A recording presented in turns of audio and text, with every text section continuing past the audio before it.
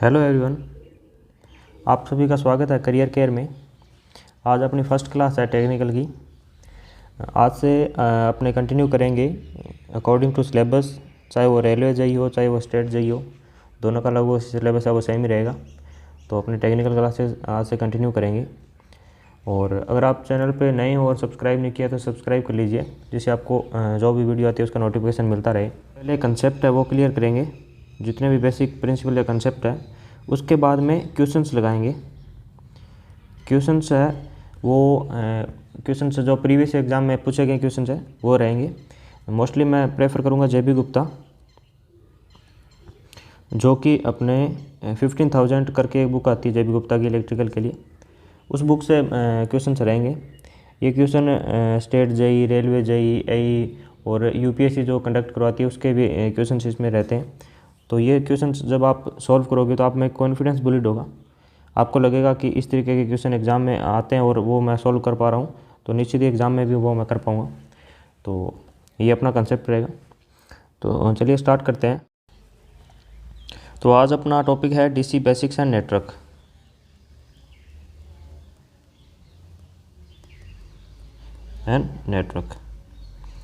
तो अपने बिल्कुल जीरो से शुरू करेंगे और एडवांस तक पढ़ेंगे। तो शुरू में हो सकता है किसी को लगे कि ये सब चीज़ें तो बहुत नॉर्मल हमें आती है, लेकिन आप पेशेंस रखिए, अपने जीरो से एडवांस की ओर जाएंगे धीरे धीरे। बेसिक कंसेप्ट है जितने भी क्लियर होने बहुत ज़रूरी है, क्योंकि बहुत से क्वेश्चन है एग्ज़ाम के अंदर जो बहुत बेसिक कंसेप्ट पे पूछे जाते हैं और मोस्टली है वो जो एस्पिरेंट्स है वो उनको अटैम्प्ट नहीं कर पाते हैं। तो अपने शुरू करेंगे।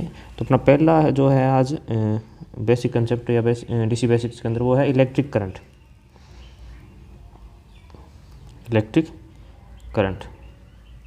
तो इलेक्ट्रिक करंट बेसिकली होती क्या है? तो ये होता है कंट्रोल मूवमेंट ऑफ इलेक्ट्रॉन्स। क्या होती है electric current? Control movement of electron का कंट्रोल मूवमेंट होता है, वही क्या है? अपनी इलेक्ट्रिक करंट है। जैसे अपने एक कंडक्टर मानते हैं, ये कंडक्टर लिया, ठीक है, इसमें ये इलेक्ट्रॉन्स है। आपको पता है कि कंडक्टर मटेरियल होता है, इसमें फ्री इलेक्ट्रॉन्स की क्वांटिटी ज़्यादा होती है, तो ये इलेक्ट्रॉन्स है। अगर ये अनकंट्रोल मूवमेंट करेंगे, अगर ये इस तरीके से किया, इस डायरेक्शन में इसने किया, तो दोनों एक दूसरे को अपोज करेंगे और दोनों का इफेक्ट है वो एक दूसरे का ओवरकम कर देंगे और अपनी करंट है वो फ्लो नहीं हो पाएगी, ठीक है। तो इसके बजाय अपने को क्या कराना है? कंट्रोल मूवमेंट कराना है, ठीक है। तो कंट्रोल मूवमेंट का मतलब है कि सभी इलेक्ट्रॉन्स है वो एक ही डायरेक्शन के अंदर मूव करेंगे। इस तरीके से मूवमेंट होगी तो अपनी इस कंडक्टर के अंदर क्या है? इलेक्ट्रिक करंट है वो फ्लो हो जाएगी। अगर इलेक्ट्रॉन्स की मूवमेंट इस डायरेक्शन में है, ये इलेक्ट्रॉन्स है अपने, तो अपनी करंट है वो इस डायरेक्शन में फ्लो होगी। ये आई करंट अपना हुआ। तो अब देखते हैं कि इलेक्ट्रिक करंट कहते किसे, इसको डिनोट कैसे करेंगे, ठीक है। तो जैसे अपने इलेक्ट्रिक करंट आई से डिनोट करते हैं, तो आई इक्वल टू अपने लिखेंगे डी क्या अपॉन डी टी, ठीक है।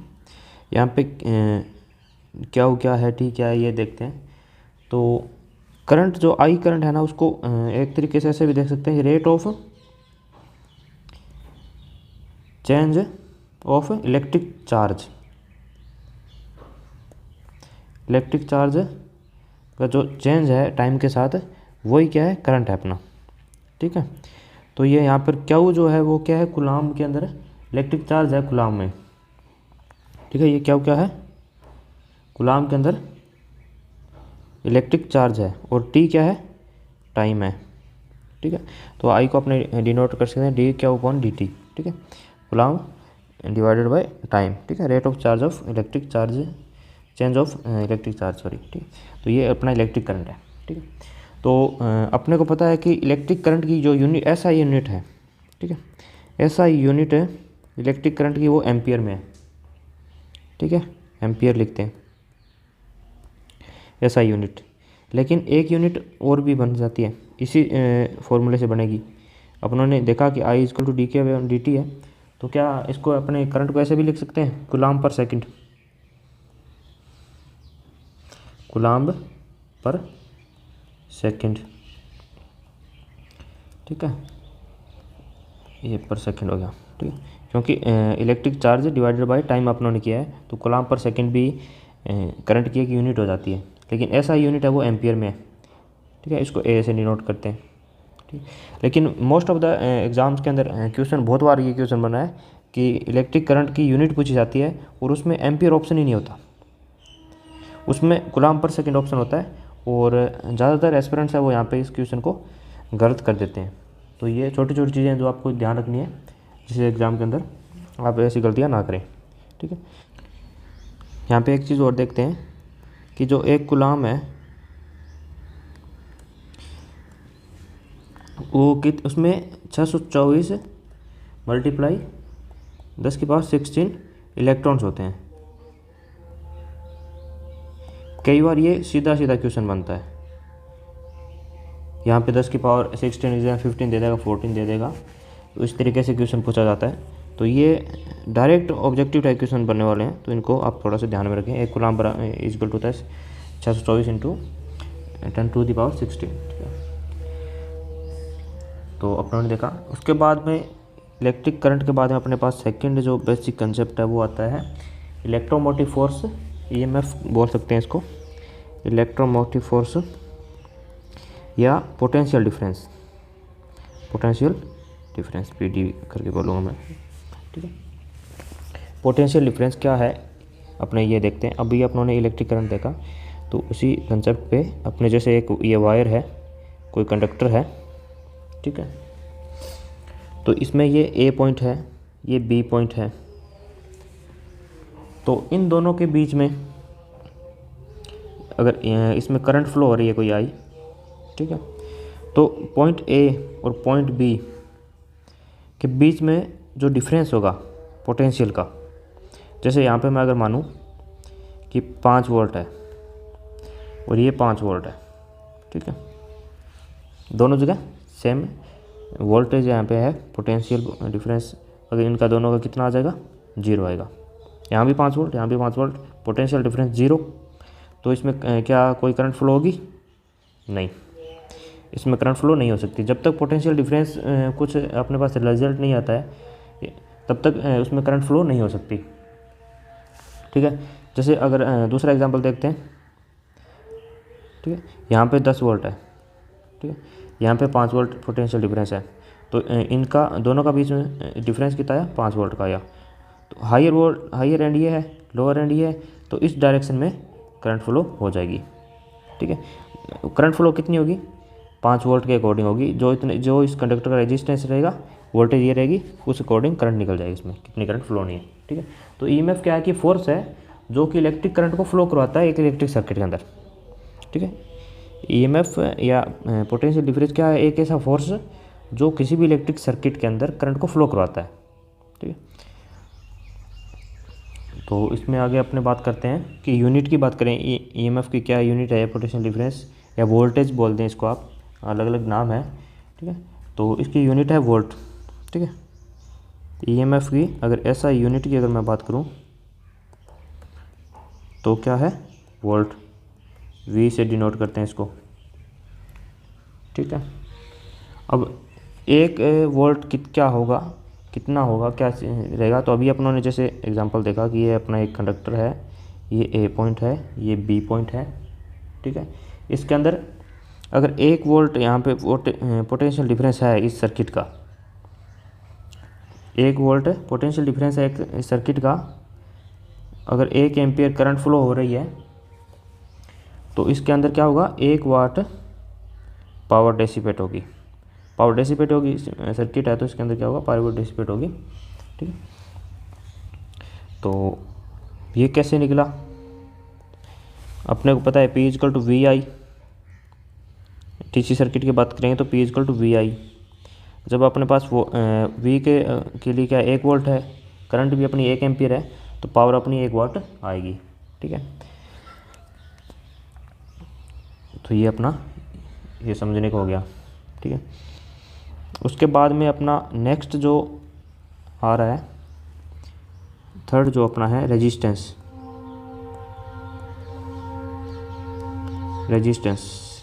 क्या है। तो ये क्या है, एक प्रॉपर्टी है किसी कंडक्टर की इलेक्ट्रिक करंट को अपोज करने की। ये कोई कंडक्टर है, ठीक है, ए बी, इसके अंदर अपने करंट आई फ्लो करवा रहे हैं। तो इसकी प्रॉपर्टी इस मटेरियल की, इस कंडक्टर की, जो इस करंट को फ्लो होने का अपोज करे, इसको रोकने का प्रयास करे, वही क्या है, रेजिस्टेंस है। ठीक है, अभी अपने ने जैसे देखा कि पोटेंशियल डिफरेंस इसके बीच में क्या है, 1 वोल्ट का, सॉरी 4 लिख गया, 1 वोल्ट है। ठीक है, और इसमें करंट कितनी फ्लो होगी, 1 एम्पियर, 1 एम्पियर। तो इसका रेजिस्टेंस क्या रहेगा, 1 ओम रहेगा। रेजिस्टेंस क्या निकला, रेजिस्टेंस का फॉर्मूला सिंपल सा है, R = V/I। ठीक है, इसे अपने रेजिस्टेंस निकालेंगे। तो ये बेसिक है। और इसकी रेजिस्टेंस की SI यूनिट क्या है, ओम।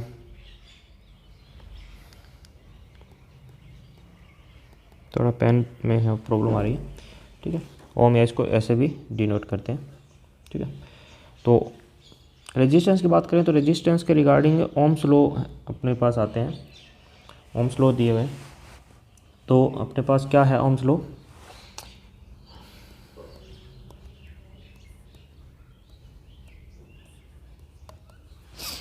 ओम्स लॉ क्या कहता है कि कोई भी करंट फ्लोइंग कंडक्टर है वो क्या, उसमें क्या हो, डायरेक्टली प्रोपोर्शनल होगा पोटेंशियल डिफरेंस के। अभी अपनों ने देखा भी। ठीक है, अभी अपनों ने क्या देखा, जैसे ये कंडक्टर था ए बी, इसका रेजिस्टेंस मान लेते हैं कुछ, जैसे 1 ओम इसका रेजिस्टेंस है।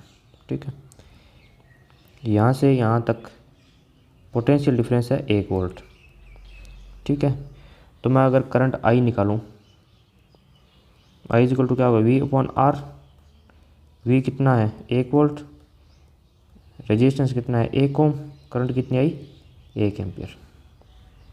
ठीक है, मैंने वोल्टेज बढ़ाया और 2 वोल्ट कर दिया, तो आई क्या हो गया, 2/1 क्या हुआ, 2 एम्पियर। मैंने वोल्टेज बढ़ाया और 3 वोल्ट कर दिया, तो क्या होगा, आई = क्या होगा, 3/1, तो 3 एम्पियर। तो ये क्या लॉ क्या कह रहा है अपने को, कि जो करंट है किसी भी कंडक्टर के अंदर वो डायरेक्टली प्रोपोर्शनल है किसके, वोल्टेज के। जैसे जैसे मैं वोल्टेज बढ़ाता जा रहा हूँ वैसे वैसे करंट की वैल्यू बढ़ती जा रही है। तो अपना जो फर्स्ट लॉ के अंदर, अपने ओम्स लॉ के अंदर फर्स्ट जो अपने पास आता है वो है कि करंट है वो प्रोपोर्शनल है, डायरेक्टली प्रोपोर्शनल वोल्टेज के। ठीक है, सेकंड क्या है, इसी एग्जांपल से समझते हैं। ठीक है, अपने पास क्या है, एक कंडक्टर है, ये ए पॉइंट, ये बी पॉइंट, ये मेरा 1 वोल्ट पोटेंशियल डिफरेंस। ठीक है, और इसका रेजिस्टेंस अभी मानता हूँ मैं 1 ओम है। ठीक है, 1 ओम है। ठीक है, अभी क्या निकाला आप लोगों ने, करंट निकाली, आई = क्या आया, V/R, 1/1, 1 एम्पियर। ठीक है, लेकिन अब क्या कर रहा हूँ मैं, जो रेजिस्टेंस है उसको बढ़ा रहा हूँ, 1 ओम से मैंने कर दिया 2 ओम, तो मेरा आई क्या आएगा, वोल्टेज तो अपने पास एक ही है, रेजिस्टेंस 2 हो गया, तो एम्पियर 0.5 एम्पियर करंट आई मेरी। अगर मैं इसको क्या कर दूँ, 3 कर दूँ, तो क्या होगा, 1/3, तो क्या होगा, 0.33 एम्पियर। इसका मतलब क्या है कि जैसे जैसे रेजिस्टेंस बढ़ा रहा हूँ तो करंट कम हो रही है, मतलब कि करंट क्या है, रेजिस्टेंस के इन्वर्सली प्रोपोर्शनल है। ठीक है, तो एक अपने पास डेरिवेशन क्या आया, करंट है वो इन्वर्सली प्रोपोर्शनल है रेजिस्टेंस के 1/R। ठीक है, ये ओम्स लॉ के अकॉर्डिंग अपने को मिलता है।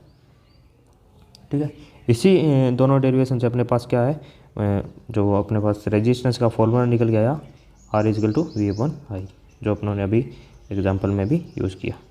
ये फॉर्मूले बेसिक फॉर्मूले हैं, मोस्ट ऑफ दी आपको पता ही होगा, लेकिन ये बहुत काम आते हैं। ठीक है, नेक्स्ट है अपना कि ओम्स लॉ किस किस पे अप्लाइड होते हैं, कहाँ पे अप्लाइड नहीं होते हैं। सीधे सीधे क्वेश्चन आते हैं मोस्ट ऑफ एग्ज़ाम के अंदर, कि 4 ऑप्शन देगा और पूछेगा कि इनमें से किस पे ओम्स लॉ अप्लाइड हो रहा है, किस पे नहीं हो रहा है। और तो ये इम्पोर्टेंट हो जाता है। अपने बात करते हैं कि ओम्स लॉ है जो किस पे अप्लाइड नहीं होगा। Not applied. ठीक है, तो किस किस पे अप्लाइड नहीं होता? तो फर्स्ट तो क्या है, जो मैग्नेटिकली कपल्ड सर्किट होते हैं ना जितने भी, उस पे ओम्स लॉ अप्लाइड नहीं होता है। ठीक है, क्यों, किस पे नहीं होता? मैग्नेटिकली, जो जितने भी मैग्नेटिकली कपल्ड सर्किट होते हैं, ठीक है, सर्किट, ठीक है, उस पर अप्लाइड नहीं होता है। तो कौन कौन से होते हैं? जैसे एक अपना ट्रांसफार्मर हो गया, तो उस पर ओम्स लॉ अप्लाइड नहीं होता है। ठीक है, वैक्यूम ट्यूब्स होगी, वैक्यूम ट्यूब है, उस पर अप्लाइड नहीं होता है। ठीक है, गैस फील्डेड ट्यूब जो जितने भी है, ठीक है, गैस फील्डेड ट्यूब, उस पर ओम्स लॉ अप्लाइड नहीं होता है। ठीक है, सीधे सीधे ऑप्शन आते हैं, इनमें से एक उठा के दे देगा, बाकी 3 अलग दे देगा जिन पे अप्लाइड होता है, और पूछेगा कि किस में से अप्लाइड नहीं होता है, या 3 इनमें से दे देगा, एक कोई और देगा और पूछेगा कि कौन से पे अप्लाइड होता है। ठीक, तो बहुत बेसिक से इस तरीके से क्वेश्चन बनते हैं। सेकंड अपने पास है सेमीकंडक्टर डिवाइस जितने भी होते हैं उस पर ओम्स लॉ अप्लाइड नहीं होता है। सेमीकंडक्टर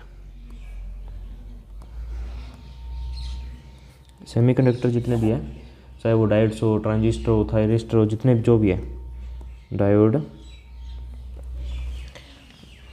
डायोड्स हो गया, ठीक है, ट्रांजिस्टर हो गया, थायरिस्टर हो गए, ठीक है,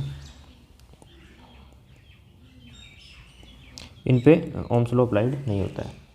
उसके बाद में बात करें, अगर कोई टेम्परेचर डिपेंडेंट सर्किट है या डिवाइसेस है, ठीक है, क्योंकि अपनों ने बात की रिलेशन की, करंट और वोल्टेज के डायरेक्टली प्रोपोर्शनल है, और करंट है वो इन्वर्सली प्रोपोर्शनल है रेजिस्टेंस के। लेकिन कुछ ऐसे मटेरियल होता है जो टेम्परेचर राइज होने पे उनका जो रेजिस्टेंस है वो चेंज होता है। अगर रेजिस्टेंस टेम्परेचर के रिगार्डिंग अगर चेंज होगा तो उस पर ओम्स लॉ अप्लाई नहीं कर सकते। तो जितने भी टेम्परेचर डिपेंडेंट होते हैं ना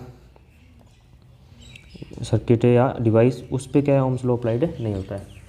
तो क्या होता है, थर्मिस्टर जो होते हैं, जैसे LDR एक थर्मिस्टर है जो बेसिक अपने यूज़ करते हैं ऑटोमेटिक नाइट लाइट्स में, तो उस पर क्या है, ओम्स लॉ अप्लाइड नहीं कर सकते अपने। थर्मिस्टर हुआ, ठीक है, तो जैसे अपने फोटो सेंसिटिव डिवाइस भी बोल सकते हैं LDR को, उस पर क्या ओम्स लॉ अप्लाइड नहीं होता है। ठीक है, उसके बाद में जितने भी नॉन लीनियर जो एलिमेंट्स हैं, ठीक है, उन पे भी ओम्स लॉ अप्लाई नहीं होता है। ठीक है, नॉन लीनियर में क्या आएगा, जैसे इलेक्ट्रिक आर्क है, ठीक है, आर्क वेल्डिंग में अपने जनरली यूज़ करते हैं इलेक्ट्रिक आर्क। ठीक है, क्योंकि आर्क है वो क्या है कि जैसे जैसे आर्क की लेंथ बढ़ेगी तो रेजिस्टेंस डिपेंड करता है आर्क की लेंथ पे, तो रेजिस्टेंस चेंज होता है, तो इसके लिए अपने उस पर ओम्स लॉ अप्लाइड नहीं कर पाएंगे। ठीक है, पावर कार्बन थायरिस्टर जो हुआ, पाउडर कार्बन थायरिस्टर की बात अपने ने ऊपर भी की है, और वो इसमें भी आ जाएगा, नॉन लीनियर एलिमेंट्स में भी, जो पाउडर जो होता है कार्बन थायरिस्टर, वो इसमें आ जाएगा। ठीक है, उसके बाद में अपने कुछ लॉज हैं रेजिस्टेंस के लेकर, ठीक है, उसको अपने बात करेंगे, लॉज ऑफ रेजिस्टेंस।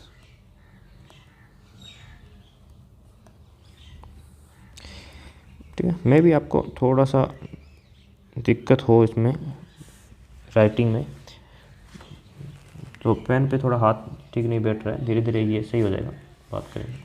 ठीक है, क्या क्या किस किस चीज़ पे अपना रेजिस्टेंस है वो डिपेंड करता है, तो एक तो अपना लेंथ पे डिपेंड करता है, लेंथ, ठीक है, क्रॉस सेक्शन या एरिया पर डिपेंड करता है वायर के। ठीक है, टाइप ऑफ मटेरियल कौन सा है, कॉपर है तो उसका अलग रहेगा, एल्यूमिनियम अलग रहेगा, आयरन है तो उसका अलग रहता है। ठीक है, प्योरिटी कितनी है, ठीक है, मटेरियल प्योर है या एलॉय है, किस तरीके का मटेरियल है उस पर डिपेंड करता है। टेम्परेचर के रिगार्डिंग, बिल्कुल टेम्परेचर तो मेन फैक्टर है रेजिस्टेंस के लिए, टेम्परेचर पे डिपेंड करता है। ठीक है, एक हार्डनेस ऑफ मटेरियल,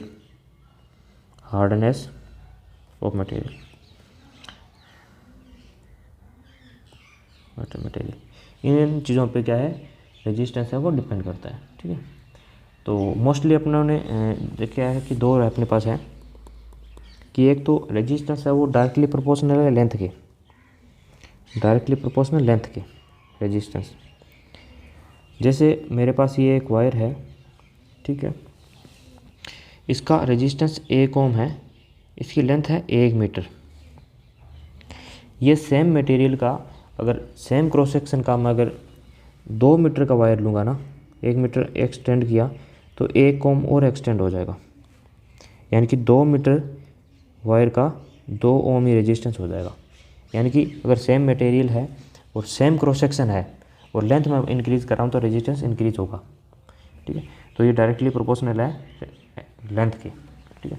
सेकंड अपने पास आता है रेजिस्टेंस है वो इनवर्सली प्रोपोर्शनल है एरिया के, क्रॉस सेक्शन जो एरिया है वायर का, ठीक है। जैसे मैं ये एक मेरे पास वायर है, ठीक है, 1 मीटर इसकी लेंथ है, 1 ओम इसका रेजिस्टेंस है, ठीक है, और इसका क्रॉस सेक्शन है वो 1 सेंटीमीटर है, 1 सेंटीमीटर, ठीक है। इसको मैं अगर 2 सेंटीमीटर को क्रॉस सेक्शन में चेंज कर देता हूँ, ये दूसरा वायर लेता हूँ, तो सेम मटेरियल है, लेंथ भी सेम है 1 मीटर की है, लेकिन क्रॉस सेक्शन जस्ट डबल है, ठीक है। तो इसी फॉर्मूले में आप रख के देख लो, इसी फॉर्मूले में रखेंगे। एक ही जगह अगर 1 रखेंगे पहले, जैसे 1/1 1 आया, और 1/2 करेंगे तो 0.5 आया, यानी कि जैसे जैसे मैं क्रॉस सेक्शन बढ़ा रहा हूँ, क्रॉस सेक्शन मैंने दुगना किया तो रेजिस्टेंस आधा हो गया। इनवर्सली प्रोपोर्शनल है एरिया के, जितना वायर मोटा होगा उतना उसका रेजिस्टेंस कम होता है, ठीक है। अब ये बात की अपनों ने। उसके बाद में कुछ स्पेसिफिक रेजिस्टेंस भी आता है, जिसको रेजिस्टिविटी भी अपने काउंट करते हैं, रेजिस्टिविटी और मटेरियल, ठीक है। तो रेजिस्टिविटी और मटेरियल डिपेंड करती है। तो इसके लिए अपने जो पास अपना फॉर्मूला आता है रेजिस्टेंस का, R = ρ/L/A, ये फॉर्मूला है। यहाँ पे L क्या है, लेंथ है, A क्या है, एरिया है, ठीक है, और ये रो क्या है, रेजिस्टिविटी ऑफ मटेरियल है, या स्पेसिफिक रेजिस्टेंस भी कह सकते हैं, ठीक है, स्पेसिफिक रेजिस्टेंस,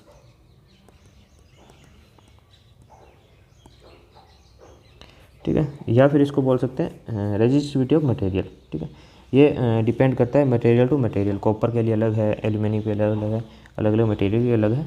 लेंथ और एरिया ये है उसका फिजिकल मेजरमेंट्स क्या रहता है, तो इससे अपने किसी भी मटेरियल का रेजिस्टेंस है वो निकाल सकते हैं। ये क्या है, यूनिवर्सल फार्मूला हो गया रेजिस्टेंस के रिगार्डिंग, ठीक है। और बात करें इस स्पेसिफिक रेजिस्टेंस की SI यूनिट की, तो इसको बोलते हैं ओम मीटर में। ओम मीटर इसकी क्या है, SI यूनिट है। काफ़ी बार एग्जाम से डायरेक्ट पूछ लिया जाता है स्पेसिफिक रेजिस्टेंस की यूनिट क्या है, और उसमें एक ऑप्शन में, पहले ऑप्शन में रहता है ओम, ठीक है। तो मोस्ट ऑफ द एस्पिरेंट्स क्या करते हैं, उसको टिक कर देते हैं, क्वेश्चन को पूरा नहीं पढ़ते या पूरा नहीं समझते। तो ये चीज़ अपने ध्यान रखनी है कि स्पेसिफिक रेजिस्टेंस का अगर पूछ रहे हैं तो ओम मीटर उसकी यूनिट SI यूनिट है। जैसे कि बात आई है रेजिस्टिविटी की या स्पेसिफिक रेजिस्टेंस की, तो अपने बात करते हैं कि रेजिस्टिविटी है क्या, रेजिस्टिविटी क्या है।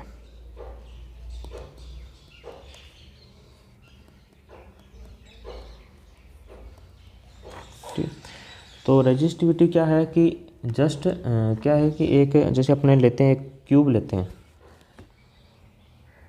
ठीक है, ये अपना एक क्यूब है, एक ये यूनिट क्यूब है, ठीक है। यूनिट क्यूब माने कि इसका हर जो मतलब कि डायरेक्शन ये है वो अपनी लेंथ वो 1 मीटर का मान लिया, ठीक है, हर साइड वो 1 मीटर की है, एक अपने पास क्यूब है।